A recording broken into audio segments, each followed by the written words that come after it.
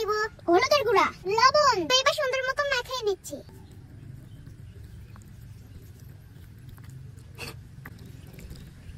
পাঁচটা মাই মশলা দিয়ে মাখিয়ে নিয়েছি, তো এবার আমি ভেজে নিব। দিয়ে দিচ্ছি বন্ধুরা খাঁটি সরিষার তেল।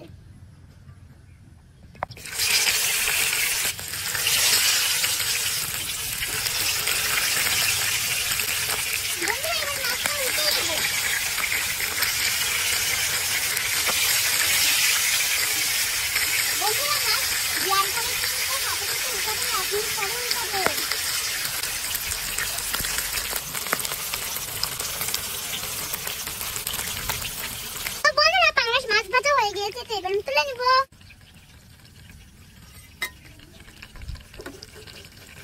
দেখুন বন্ধুরা কি সুন্দর মাছটা ভাজা হয়েছে। এই যে দেখুন,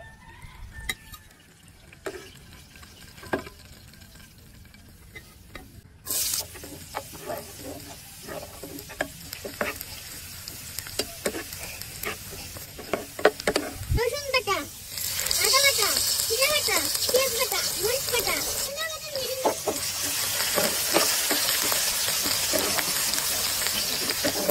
পানি দিয়ে দিচ্ছি, হলুদের গুঁড়া দিয়ে দিচ্ছি, স্বাদ মতো লবণ দিয়ে দিচ্ছি, ধনিয়া গুঁড়া দিয়ে দিচ্ছি। এবার মশলাটা ভালো মতো কষে নিচ্ছি।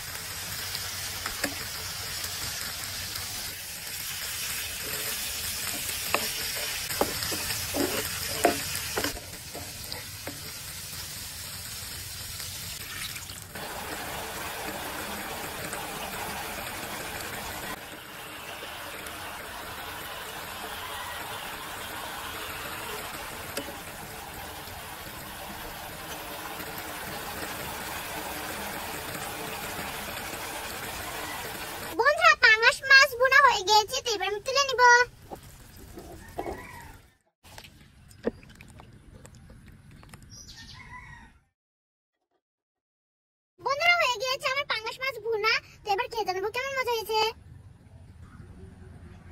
বিসমিল্লাহ। সো